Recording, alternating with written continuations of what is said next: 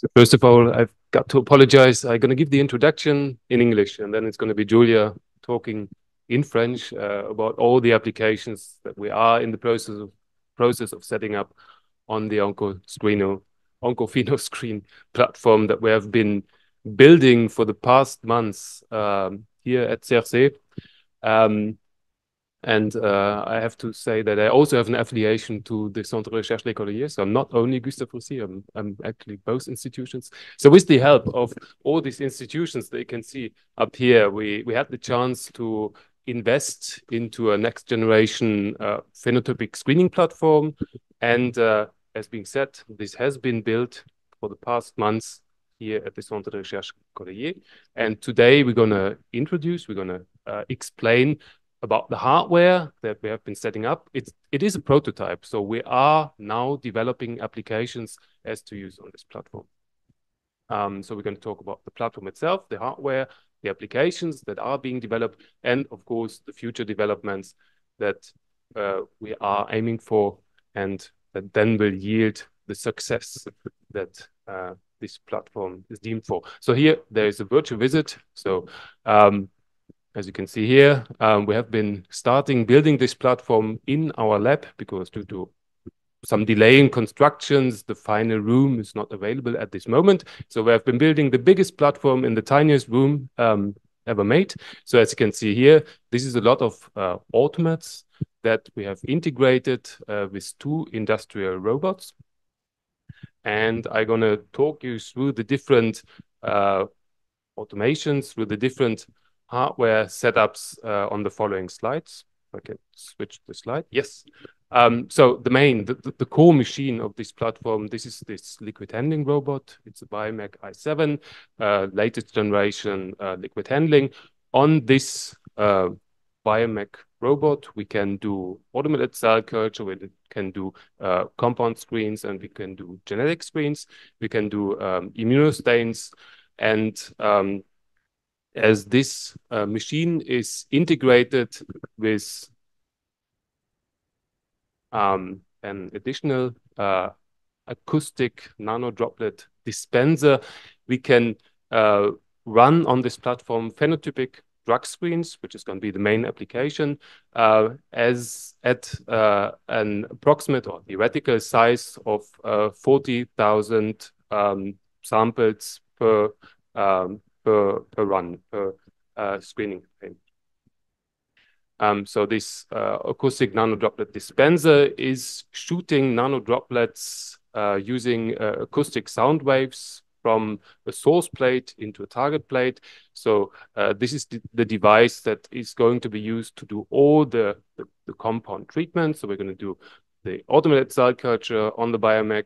Then we're going to transfer the cells and the compounds to the echo. We're going to shoot the compounds into our cell culture, and then we're going to incubate, obviously, the cells, and we follow them over time in automated microscopes that I'm going to explain in a second. Of course, we have also other devices that facilitate washing the cells, changing the media, seeding the cells initially. And as in standards wet lab cell culture, we also need to incubate our cells in the specific devices. So we have 2 automated incubators here. One is for the compounds, they are stored at 4 degrees. One is for the cells, they're stored at 37 degrees, 5% CO2, as to have the ideal conditions for both worlds. We bring in plastics using this hotel here. So you put all the plates, all the tips that you need at the start of the run into this hotel, and then everything's combined by the robots on the deck of the Biomec. The cells are seeded, the cells are treated using the echo. They go to the incubator, they're incubated, they go back to the deck of the Biomec, they're stained, fixed and stained. They go to the machines and they're acquired. Or if it's kinetic assessment, they go back and forth to the other microscopes so they can follow the development of the phenotype that is interesting to us over time in a kinetic fashion. Of course, we can also seal and spin the plates. This is nothing special. And as I said, we bring in all the plastic we are using this machine. So this is basically the core integrators of the Oncophenome platform. So we have two of these industrial-sized robots, and those robots, they can reach out to all the different machines that we put onto this platform. So they have access to all the different machines. And of course, as we have two of those, they can also speak to each other. So they can interact with each other and can hand over samples. Having two of those also allows us to split the platform into two parts and to only use the imaging part and or to only use the cell biology part. I haven't mentioned actually in the beginning, so all the cell biology part is placed under a sterile hood. So everything that's done on the lower part of this platform, this is done in a sterile environment. The readout that we are using on this platform, this is entirely image-based. So we are interested in looking at the interface between tumors and the immune system, in the very best case, three-dimensional tumors, in a mix of different immune cells. So this is what Julia is going to talk about in the assay development part of this presentation. And as to follow the development of phenotypes, meaning interactions between tumors and immune cells before and after treatment, before and after genetic manipulation, we have opted to purchase this confocal automated microscopes, which allow to do zeta stacking. So we can go through different zeta layers and therefore can resolve three-dimensional objects. And as both of these microscopes are equipped with environmental control chambers, we can also follow this in a kinetic fashion. So we can follow the development, we can follow the interaction between dendritic cells and tumors initially, the activation of T cells, and then the T cell mediated serial killing, hopefully, in a three-dimensional, well, if you take time as a fourth dimension, then in a four-dimensional way. Identifying phenotypes that are of interest to us. We need, of course, a certain computing power because, well, analyzing three-dimensional stacks, I mean, images per se are data heavy. So these microscopes produce TIFF files at very high resolution. So as to, first of all, store all this data, we have built an IT backbone that is also located next to the platform. So we have it under our own control, which is feasible of storing all the data that we produce. So it's a petabyte storage cluster, and it is equipped with a GPU analyzing machine that allows us to train machine learning networks and or use artificial intelligence modules to analyze the three-dimensional data sets that we are going to create. So this slide here is basically the take-home message of my part. So we have been building the hardware part that is depicted here in this green cycle, which entails all the different keywords that I mentioned here. So we can do the seeding of the cells, the modeling of the environment of the cells, genetic or pharmacologically. We can incubate, fix, stain, and then store the data on this server clusters, which we're also going to use for analysis, mainly based on the graphic cards that are part of the server. With this one, I'm going to move to the applications part and. Merci Oliver. Bon, on va réessayer de reparler en français maintenant. Donc, moi, je suis Giulia Cerrato. Je m'occupe de la partie recherche et développement au sein de la plateforme. Et dans cette deuxième partie de la présentation, nous allons voir un panorama des applications que nous avons à présent développées sur la plateforme. Donc, pour commencer, le cœur vraiment scientifique de la plateforme est la mort cellulaire immunogène. Donc, on a parlé d'apoptose tout à l'heure. Et là, on passe à ce type spécial de mort. Donc, comme vous le savez, une tumeur n'est pas constituée que par des cellules cancéreuses. mais l'on retrouve plusieurs types cellulaires qui coexistent et créent un microécosystème.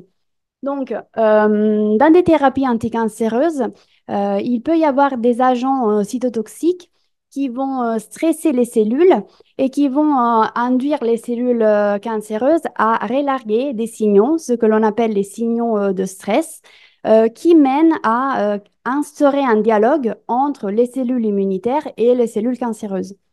Et, euh, et dans le cas idéal de cette réponse, tout ceci se conclut par une réponse immunitaire. Donc, notre laboratoire a caractérisé la signature moléculaire de ce type de mort. Donc, ici, vous voyez un répertoire de signaux. Et plus récemment, nous avons aussi observé que nous avons lors du traitement une condensation d'anorganite qui est subnucléaire, qui est le nucléole. Et donc, vous voyez dans une condition contrôle, ça c'est une cellule humaine de osteosarcome, les nucléoles dans le noyau sont peu intenses et bien étalés. Et quand on amène l'agent anticancéreux, nous voyons cette condensation. Donc, cette condensation accompagne la mort cellulaire immunogène et a l'avantage de pouvoir être criblée in vitro grâce à des modèles d'intelligence artificielle qui partent des images sans marquage, ce qui est très utile lors de campagnes de criblage. Donc, justement, imaginons que nous avons des millions de candidats de thérapie et nous souhaitons voir laquelle serait l'idéal pour un traitement antitumoral. Donc, nous allons pour ceci appliquer une approche qui est pyramidale. Donc, nous allons, à la base de cette pyramide, nous avons le filtre qui est in silico. Donc, nous avons développé des modèles basés sur l'intelligence artificielle qui peuvent, à partir de la structure de la substance, aller calculer, donc aller prédire un score, soit de mort cellulaire immunogène ou plus récemment de la condensation des nucléoles, ce qui permet de limiter le nombre de candidats. Donc, sous ces candidats, nous allons passer au test in vitro. Donc, ceci se fait sur des cultures en 2D, donc en deux dimensions, et nous avons généré des cellules biosenseurs qui permettent de mesurer leur largage de ces signaux dont je vous ai parlé tout à l'heure. Et bien sûr, après, nous allons évaluer la feasibilité in vivo, donc chez la souris, jusqu'au moment où on arrive au développement chez l'homme, donc lors des essais cliniques, qui est l'heure de la vérité des traitements. Et d'ailleurs, notre laboratoire a contribué à la mise dans le marché de deux thérapies anticancéreuses qui obéissent à cette logique. Mais du coup, quand on veut développer des modèles, donc nous allons faire face au problème, ce que l'on appelle de scalabilité, c'est-à-dire que, il faut rentrer dans le triangle entre le débit, la précision et la complexité du modèle. Donc ici, dans ce graphe 3D, vous voyez que dans les cellules bidimensionnelles, nous pouvons avoir un débit assez important, mais les modèles en 2D manquent de précision et complexité. Et bien sûr, quand on passe au modèle in vivo, nous améliorons la complexité et la précision du modèle, mais bien sûr, on manque de débit. Et donc, c'est ici que la plateforme essaye de s'insérer. Donc, on essaye de se placer entre les modèles vitraux et les modèles vivos pour développer des modèles en trois dimensions qui peuvent être plus physiologiques. Donc, on parle de modèles de sphéroïdes, organoïdes ou organon-chip et qui permet d'avoir une précision plus importante ainsi qu'une complexité meilleure, tout en gardant un certain débit grâce à l'utilisation de notre plateforme. Et bien sûr, un modèle qui serait idéal, bah, ça sortirait de l'écran parce que ça serait celui haut en débit, haut en précision et haut en complexité, ce qui arrivera peut-être jamais. Donc, nous passons maintenant à la partie vraiment exemple. Donc, dans un premier temps, dans la dimension en 2D, et après, on passe à la complexité des modèles en 3D. Donc, pour la première partie, j'ai mis ici le design d'un criblage que nous avons effectué sur la plateforme. Donc, le but était de trouver des agents justement qui induisent la condensation des nucléoles grâce à l'imaging qu'on fait en lumière transmise, sans marquage. Donc, pour ceci, nous avons criblé 5000 molécules qui sont issues de différentes librairies, comme par exemple des chimiothèques des agents anticancéreux ou des agents approuvés par la FDA. Et nous avons traité des cellules humaines d'ostéosarcome afin de justement retrouver ce phénotype de condensation des nucléoles. Donc, juste pour vous donner une idée, un tel criblage nous amène à avoir un volume de données qui est à peu près de 1 téraoctet. Donc, ça veut dire beaucoup de données et beaucoup de calculs. Et donc, c'est pour ça que l'intelligence artificielle vient épauler les analyses. Donc, dans un premier temps, au niveau de la segmentation des cellules, donc vous voyez ici un réseau de neurones qui a permis de segmenter en rouge les noyaux des cellules et en vert leur cytoplasme. Et jusqu'au moment où on va analyser les données, donc nous allons pouvoir dégager un groupe de hits, donc de candidats de thérapie, qui est un nombre limité. Ici, on a à peu près 3%. En ce qui concerne la partie de modèle en 3D, donc le but est de recréer ce dialogue entre les cellules cancéreuses et les cellules immunitaires d'une façon qui soit adaptable au criblage. Donc pour ceci, nous avons besoin de travailler en format plaque parce que comme Oliver l'a peut-être dit tout à l'heure, les robots et les automates sur la plateforme gèrent ce type de substrat. Donc, nous allons dans un premier temps osmoser des cellules. Ici, nous avons choisi un modèle murin de fibrosarcome. Nous allons attendre la formation de sphéroïdes dans les 3 dimensions, ce qui peut prendre jusqu'à quelques jours. Et après, nous allons aller traiter chimiquement les sphéroïdes. Donc, déjà, cette première partie constitue vraiment le premier, on va dire, proof of concept de l'essai, parce qu'on va avoir besoin de mesurer en 3D la mort cellulaire. Et après, dans un deuxième temps, on peut complexifier les modèles en allant ajoutant les composantes immunes, donc les cellules dendritiques et les cellules, les lymphocytes T. Et donc, pour ceci, je vais vous montrer 2 exemples qu'on a utilisés sur la plateforme, donc avec la technologie de bioimpression et avec la technologie de micropatterning. Donc, pour la partie bioimpression, nous avons utilisé cette bioimprimante Rastrom. C'est exactement comme les imprimantes que vous avez au bureau, sauf qu'à la place d'imprimer de l'encre sur le papier, l'imprimante va faire un dépôt de gouttes de l'ordre de nanolitres des cellules qui sont mixées dans une matrice.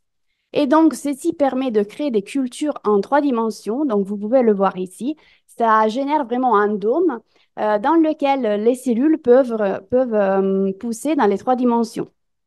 Et donc, nous avons utilisé un agent chimiothérapeutique pour les traiter.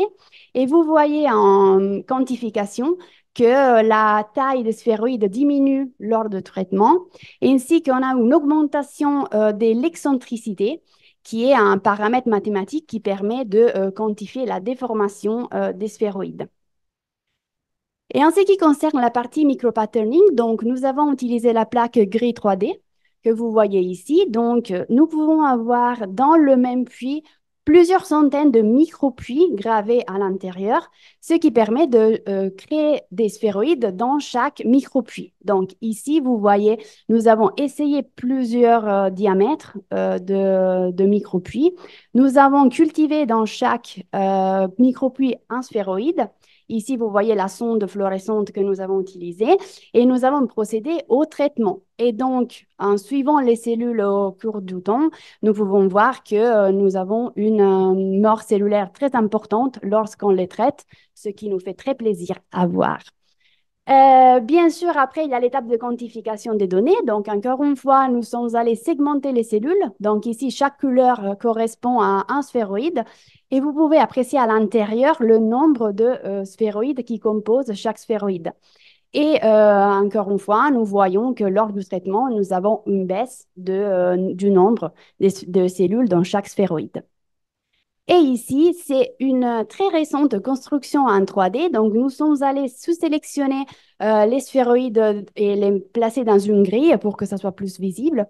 Et ici, nous avons essayé de faire un essai de co-culture. Donc, nous sommes allés ajouter des cellules dendritiques aux sphéroïdes traités.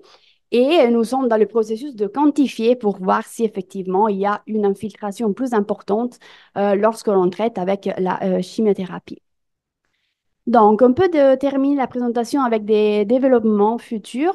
Donc, comme je vous l'ai dit, nous sommes intéressés à la synapse immunologique. Donc, l'idée, c'est que on puisse faire du criblage, soit des chimiothèques, soit des génothèques. et tout en faisant un imaging qu'on peut dire en 5 dimensions. Donc, nous avons les 3 dimensions de l'espace, nous avons le temps, et la cinquième est le fait d'avoir plusieurs canaux. Pourquoi? Parce que lorsqu'on va rajouter des cellules pour faire une coculture, nous allons avoir besoin de distinguer les différents types cellulaires pour voir quel est le rôle de chaque acteur dans le système.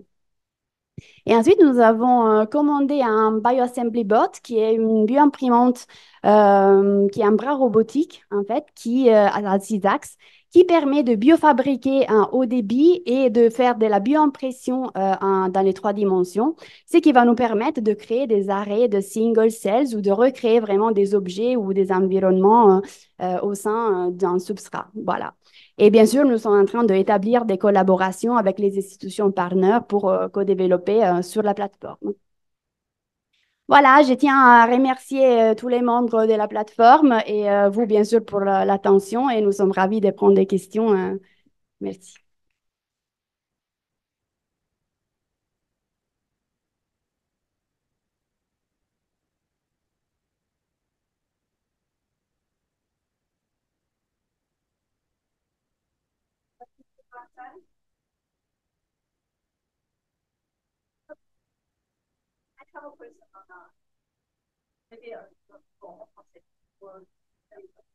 C'est finalement là vous avez des modèles qui sont adaptés ou à certaines idées.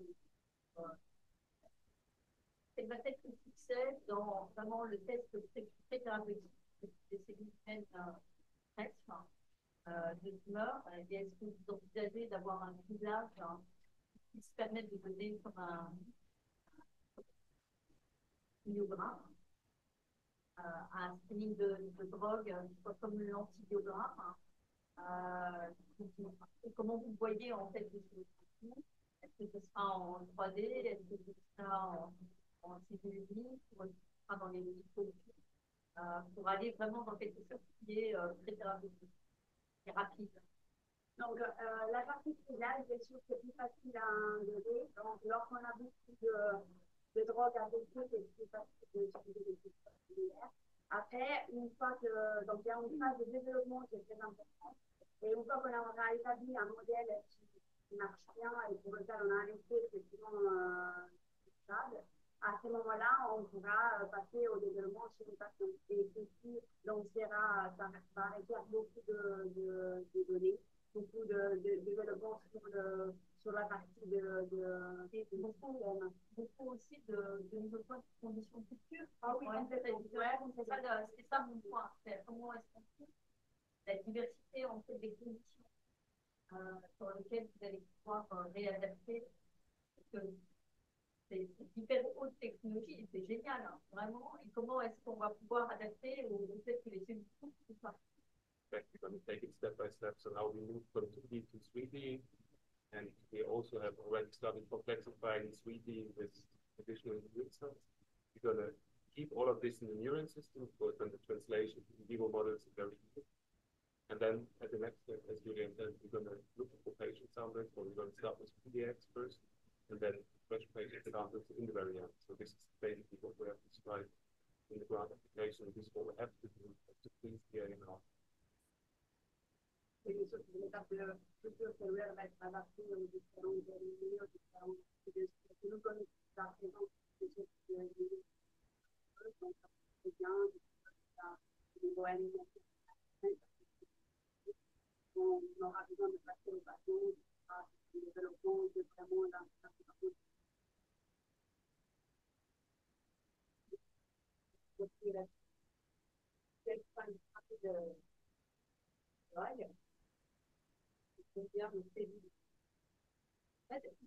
là, c'est beaucoup, nous, on travaille beaucoup en place de 384. Donc, c'est très technique et ça dépend aussi de combien, là, les cours que j'ai donnés, c'est juste un ciblage, c'est quelque chose de plus un seul zone et une seule concentration. Donc, au moment où on va rajouter des types de complexité, donc un peu de paramètres et ça va bien sûr ajouter du volume de données. Les niveaux cellules, là, par exemple, avec la diagonale de cellules, on a besoin pour chaque type fait 1500 cellules. Donc, soit des supplémentaires, soit le nombre de places en traduction également à notre. Mais c'est sûr que dans la vidéo, c'est juste des vacances, ça me fera des.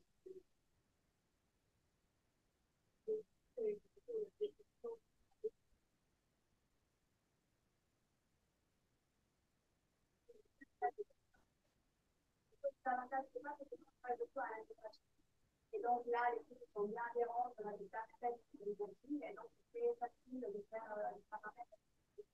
Et si on va se décrire en suspension, on n'aura plus le même vision. Et donc, au niveau readout final, ça va être un peu plus difficile à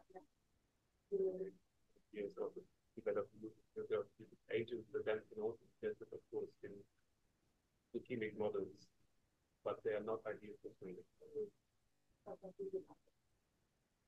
Là, je peux regarder est-ce que vous pouvez regarder la littérature? Oui, complètement. Justement, la partie de l'écriture vise à créer un système dans lequel on aura des cellules qui sont livrées et des cellules qui vont attaquer, parce que là, la norme de vraiment par la chimiothérapie, et l'idée, en fait, de recréer un système sur lequel, parce que là, il y a